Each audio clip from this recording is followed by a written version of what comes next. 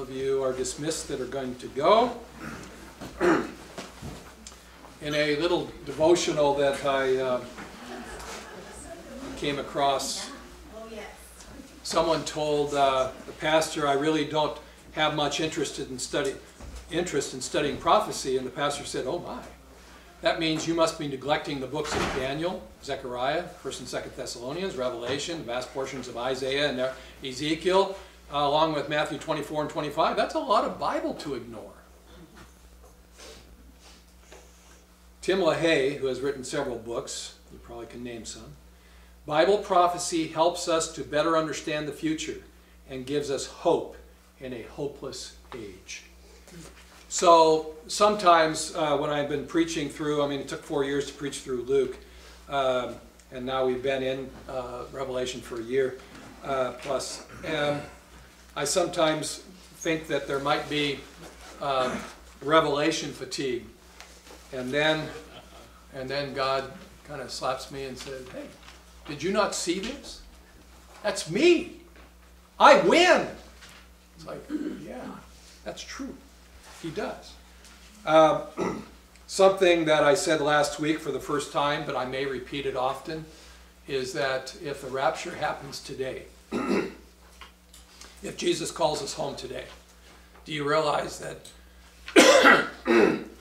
that I have a frog in my throat? Do you realize that in 7 years Jesus will be ruling the world? In 7 years Jesus will be reigning at the beginning of the millennial reign. I mean, when you stop and think about the brevity of our existence here, it's like we better buy up the opportunity to pay attention to what he has for us. Pay attention, as he says at the end of Matthew 25, hey, when the fig leaves bloom, you know that spring is coming. Hello! And just the fact of every day there's a new potential for war, and a new potential for nukes, and a new potential for Russia, and a new potential for China, new potential for India, new potential for Israel, and you go, what a hopeless, hopeless situation. And I didn't even mention November 5th. Yeah. But where is our hope? Yeah. Our hope is in Jesus Christ, the winner. So, I'm not going to go back. I should, but I'm just due to time. I'm not going to go back in Revelation 17 and read what I've already preached at least 2 times. I am going to start with the portion that I intend to finish today. That's Revelation chapter 17, verse 9. Here is the mind which has wisdom. The 7 heads are 7 mountains upon which the woman sits, and they are 7 kings. 5 have fallen, 1 is, and the other has not yet come. And when he comes, he must remain a little while. The beast, which was not and is not, is himself also an 8th, and is one of the 7. And he goes to destruction. The 10 horns which you saw are 10 kings, who have not yet received a kingdom, but they receive authority as kings with the beast for 1 hour. These have one purpose, and they give their power and authority to the beast. Okay, so most of you have a front side and a back side, and some of you have 2 sheets. The 2 sheets, or the front side, back side, is this week and next week, which I didn't know whether that would happen, but based upon the fact that we're already later than we usually are, I'm only going to do verses 9 through 14. This is a portion called the 7 heads and 10 horns and the beast. And there's only a small portion of reference to the great prostitute, the great whore, the great harlot. But he begins in verse 9 with, here is the mind, the one having wisdom.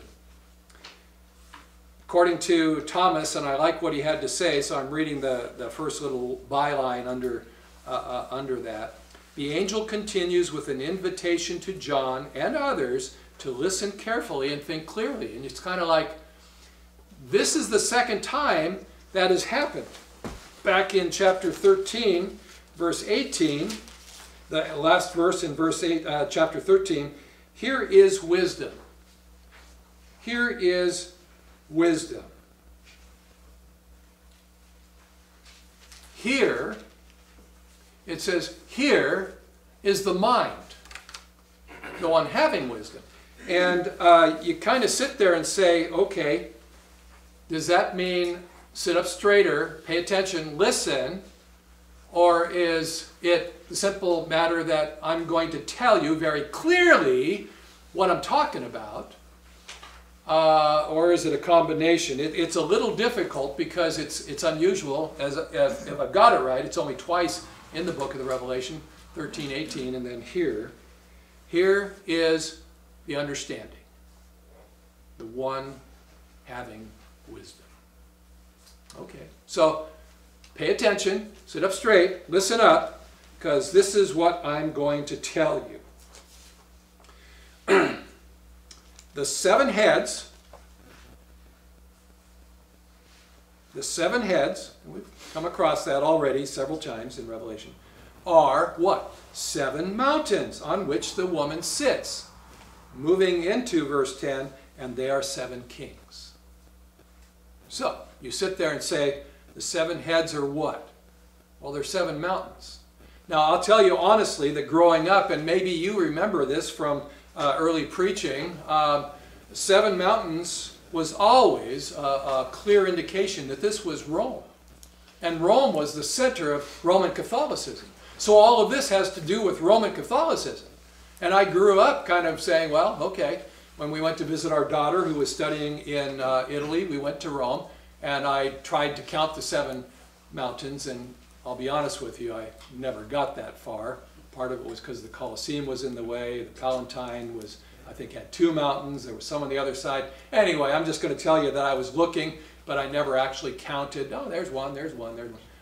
But Rome is often known for its 7 hills or 7 mountains. But so is Carthage. Well, there's kind of nothing at Carthage. But I'm going to throw that 100% out because the mind that has wisdom says, I'm going to, the angel is going to tell John, it's this, which is also this, which if you didn't get that, it's also this. So in essence then, what we have is that the 7 heads are 7 mountains, which are 7 kings. Okay. So, for those of you with writing on the back and not the next portion of Scripture, the very last paragraph on that page, the 7 kings represent 7 literal Gentile kingdoms that follow one another in succession. Now we could go back and read Daniel chapter 7 verses 17 and verse 23 where we see the kings and the kingdoms are interchangeable. So sometimes the head is like Nebuchadnezzar, but sometimes the head, Nebuchadnezzar is the head, but the kingdom it represents is Babylon, if that makes sense. So we're looking at 7 heads, which are 7 kingdoms, which are 7 kings / 7 kingdoms. And when we typically read this, we usually read it this way, to where, you know, you have this guy and this guy and this guy and this guy and this guy and this guy and this guy in their places. But what it appears is that it actually goes, hard to do with that, but it goes this way. So we start here and go here and go here and go here and go here, go here over time. And that'll become just a little clearer as we continue to move through the passage. The 7 kingdoms are the 7 that dominate the world scene throughout human history. Now, when I say that, we could wander a little bit and start naming major kingdoms. But keep in mind that we are having this discussion within the scope of Scripture. We're not having it in the scope of World War I, World War II, the Germanic states, the Swedish states, the Austro-Hungarian states, the Spanish states, and the Chinese kingdom. If you're aware, years and years ago, probably roughly, now I forget the date, but I'm going to say roughly the time of Christ, the Chinese had boats as big as our modern day aircraft carriers, and they went all the way to Saudi Arabia. So are we talking about those kingdoms? Well, no, just to make it very clear. Very clearly in the book of Daniel, because it's laid out for us, if you remember, the first kingdom in Daniel was Babylon, right? I mean, the whole king head, gold, Babylon, Nebuchadnezzar, that's you. Moves on to the two of the Medo-Persian Empire, which ends up being the Persian Empire, which did this with the world. Followed with the destruction of the Persian Empire by who? Alexander Alexander the Great. Because he comes across and it's fast and he butts and breaks, but then he has 4 horns. And so we move then into the Seleucids, the Ptolemies, the other 2 guys whose names I don't remember. Followed by then the 4th kingdom. And the 4th kingdom is down here, the legs and the feet. And remember, the legs are legs of iron. Remember what the feet are? Clay. Clay and iron mixed together. So when we talk about these 7 heads or these 7 empires, and we do this, we know we have Babylon. We know we have Persia.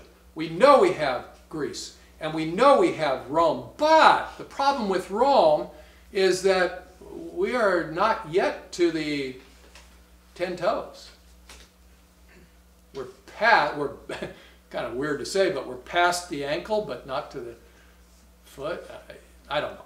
Anyway, we're past the Western Roman Empire and the Eastern Roman Empire, which one of them died about 453 and the other one died about 1453, so AD. So all of that is done, but it's not done. That's why we're kind of stymied, because we have 7 and we know we've got 4, but this one isn't done yet. So where are we? Okay, I'm going to throw this out, because from the scriptures themselves we understand that one of the major empires that went back pretty far was Egypt. There's no question on that. I mean, what's funny, if you read about the pyramids, the last pyramid built, could look over at the first pyramid built, and it was already, like, I think 1,000 or 2,000 years in existence already. So I mean, Egypt was this long-standing empire that had biblical ramifications on many levels, and that's where I'll stop. So we start with Egypt. Well, then what's next? It's an empire that is also in the scriptures, and it has ramifications for Israel, that is the 10 tribes of Israel, has some connection with the 2 tribes of Judah, Benjamin, and they were very strong, very ruthless, vicious, and they are covered partially in, I think, 2 Kings, partially in 2 Chronicles, and then majorly dealt with in the book of Jonah. Which empire is that? Assyria. Assyria. Assyria was huge, and they had no natural boundaries. They were just kind of out there, and so they built their empire on, of course, ability, but also on fear. And you wanted to give in because you would be slaughtered. They were vicious.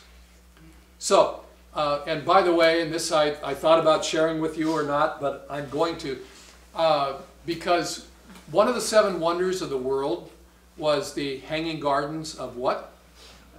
Babylon. Do you know that there is 0 evidence for the Hanging Gardens in Babylon? 0. Do you know where there's much more evidence of hanging gardens, complete with aqueducts coming from the hills down to the city of Nineveh? Nineveh. So you're going to say, what difference does that make? It's just a bit of information I got from a documentary about 20 years ago. So there you go. It was before the first and second Gulf Wars and before everything else. So anyway, probably not the Hanging Gardens of Babylon. 0 evidence for it.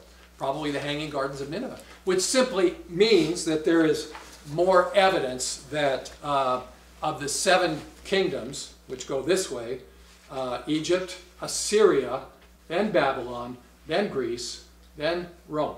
But Persia, Greece. So these, and then of course there's Rome, and then there's the future kingdom of the beast. What appears in chapter 13 to be having existed simultaneously is actually a succession of kings or kingdoms according to these words. So that's what we have in the 7 mountains, or the 7 heads are 7 mountains, which are 7 kings. And we look at this, 5 fell. Okay, Egypt, Assyria, Babylon, Persia, Greece. They fell. They're, in John's time, when this is happening to John, they're gone. They're done. They're toast. Then he says, where's my eyes? Then he says, 5 have fallen, 1 is. Well, what's that? That's the Roman Empire. He's living in it. He's been punished by it. He's in exile because of the Roman Empire. And the other has not yet come. Well, that's because in John's day, the Roman Empire existed, but not the 10 toes. Not where you and I are seeing the evidence of that coalescing, and it will come together and gel once we're gone. When the 10 nation or 10 sections or 10 howevers are going to join together, and they are going to be the 10 toes put together with the iron of the former Roman Empire, but with the inflexibility of the clay mixed in. So it's very fragile. It's 10 toes on 2 feet, but it's very fragile. So that's what that's all about.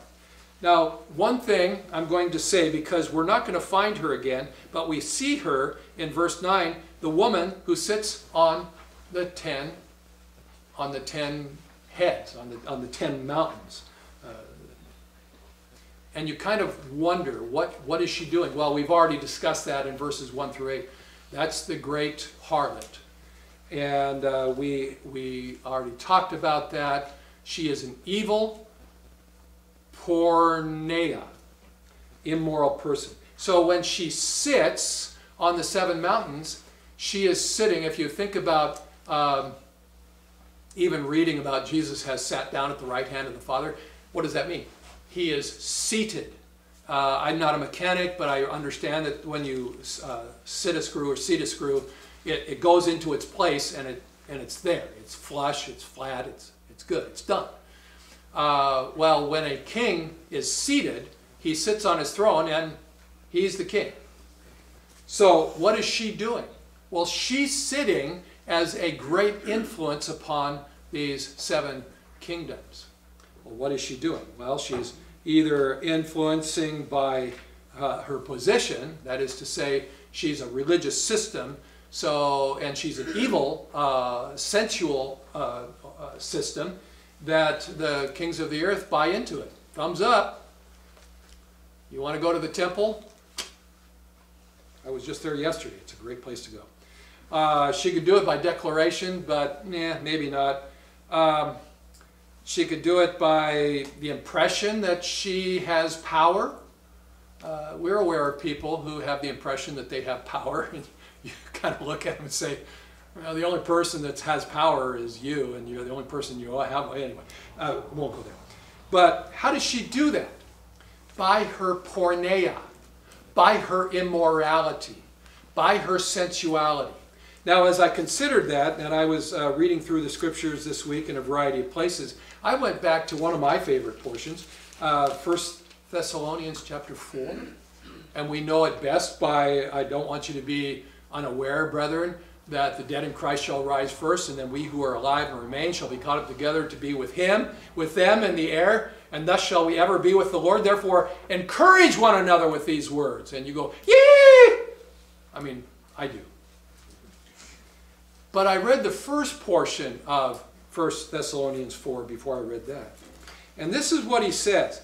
For this is the will of God, your sanctification, which means to be spiritually and purely set apart. That is, that you abstain from sexual immorality. And you kind of go, Okay, so we're in this portion where Jesus is coming back for us. And what does he say? Don't invest in stocks. Don't buy property in Florida. He says no. Abstain from sexual immorality. Porneia. Continues.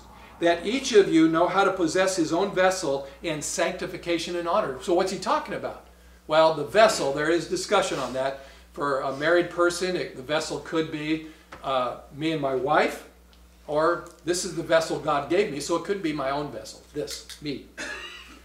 Each of you know how to possess his own vessel in basically purity. The word is sanctification and honor. And we understand those things to be things that put smiles on God's face. A smile on God's face. Verse 5.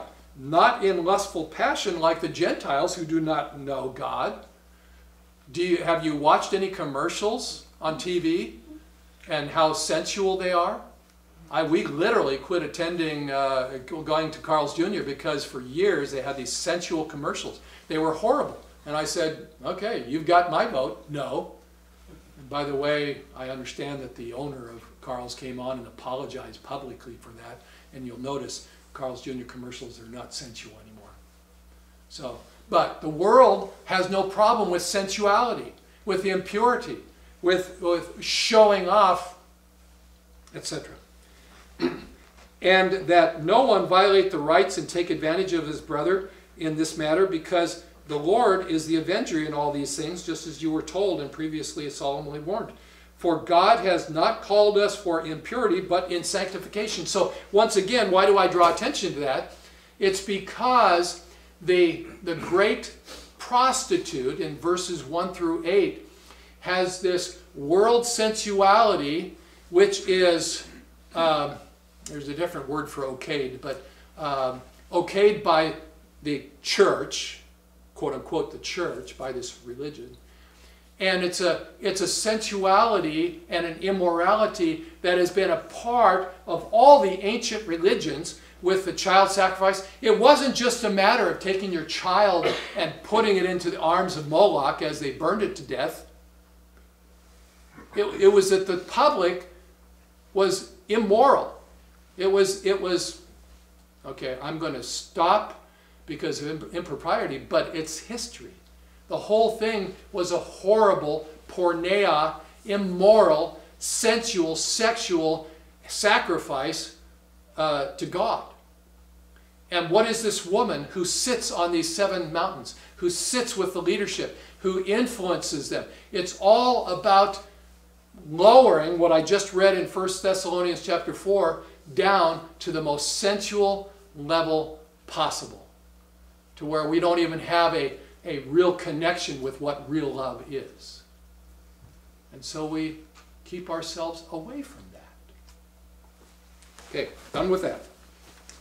We move on to verse 10. The 7 kings, we know, are 5, the 5 empires mentioned, 1, Rome, and then the one to come. And when he comes, he must remain a little while. The whole thing is, and I'm not going to turn there due to lack of time, but you can turn to Daniel chapter 7, verse 20 on your own. He comes only for a little while. And stop and think about that. We're spending time on what? On the future, right? We're spending time on looking at what happens when God calls with the trumpet. Can't wait. When God calls us, and all of a sudden, instead of washing clothes or feeding the dog or whatever, we're gone. And we're changed in a moment, in the twinkling of an eye, and we're with him. Well, then the world is doing exactly what we've been talking about for almost a year with the tribulation starting. And it just gets worse and worse and worse until finally it's in the mid part. The beast shows up and he's worse and worse and worse. And you go back and read Daniel chapter 7 and Daniel chapter 8. He just gets worse and worse so that he even changes the timing. You talk about the misery of daylight saving time. He changes times. I don't know what that means, but it's mentioned twice. He changes everything religiously. So the beast shows up, and then, so the midpoint, the 3.5 years, and now that's what we're in here, but all of human history, you know, thousands of years, he shows up, and the most he gets is 3.5 years. The most he gets. He's only here for a short time. And that's what we're told again and again. Just like we saw in verse 8, the beast which you saw was and is not and is about to come up out of the abyss and goes to, when it says perdition, basically it means he's going to hell. He goes to hell.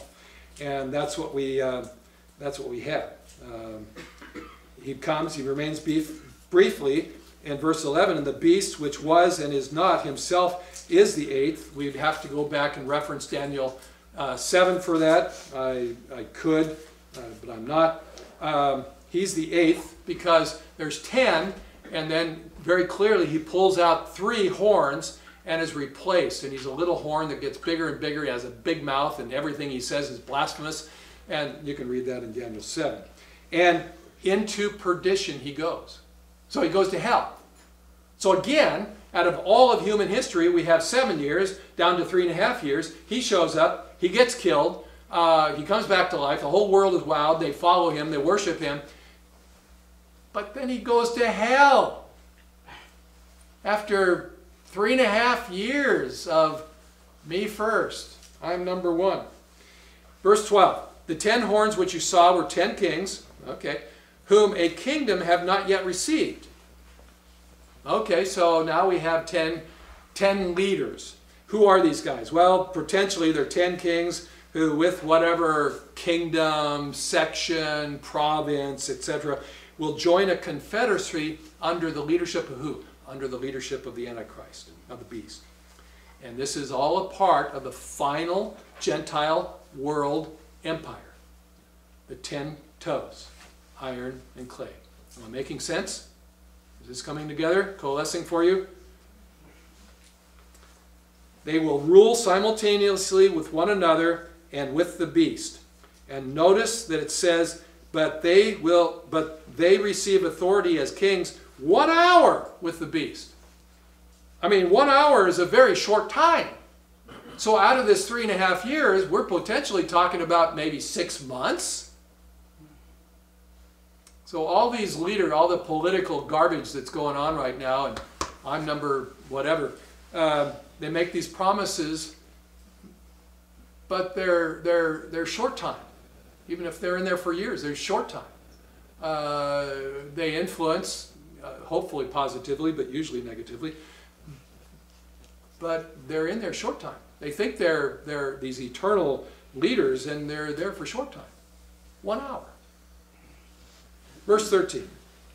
This is crazy. These having one purpose, and they give their power and authority to the beast.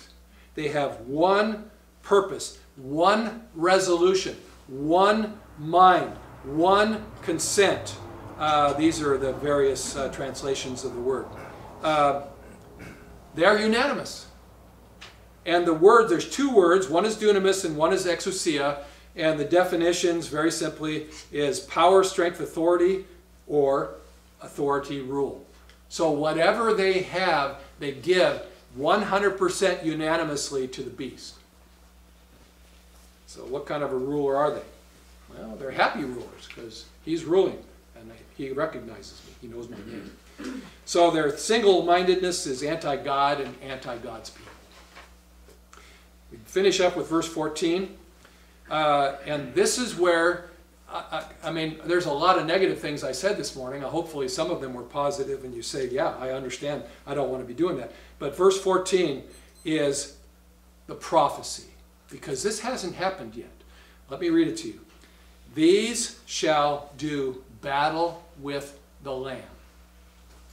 Okay, so the last 6 months, roughly, of the 3.5 years, these are going to wage war against the Lamb.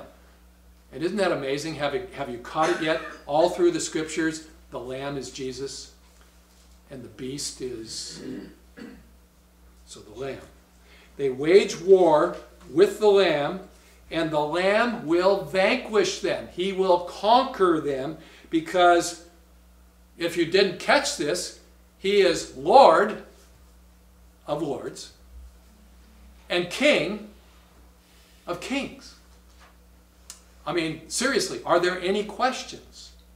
Who wins? The King of Kings, the Lord of Lords. Now, don't miss this before we close in prayer. And the ones with him are called and chosen and faithful. And this is where we show up. Don't ask me why. Jesus comes back on his horse as the soon-to-be raging king, but as the judge and as the warrior, and he brings us with him. Now, thankfully, we're not in this body, because if I had to wage war, you'd have to drag me behind your horse, because but we will all be changed. And we'll be, I believe also, as I've explained to you before, me, Angel, Kathy, Angel, Rocky, Angel, Kim, Angel.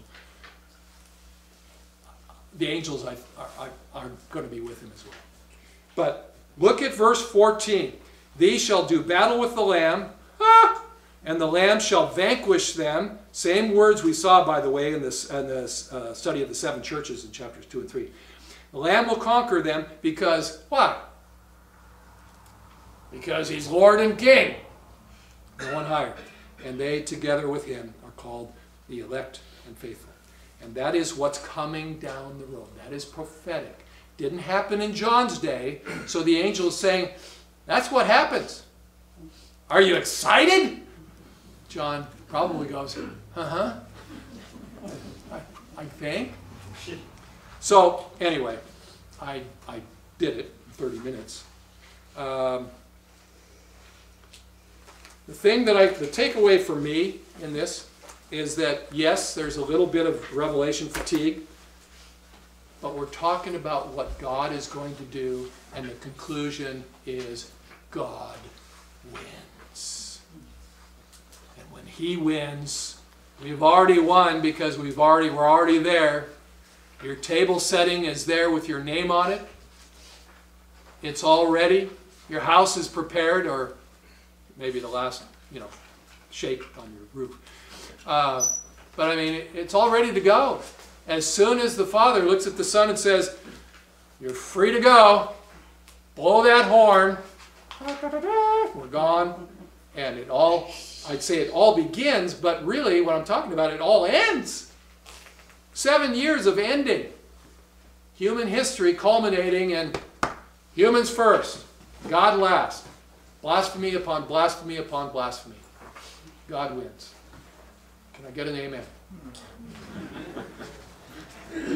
To the glory of God. Father, what a joy to read your word and realize that the King of Kings and the Lord of Lords has it under control. And we get to participate. We get to participate. And today, we get to glorify your name because we believe you. And we cannot wait. We are excited. Thank you in advance. So, Father, this week, may we take the encouragement from last week and the challenge of this week, and may we just give our steps to you so we can walk in the light and not in the darkness. For Christ's sake, amen.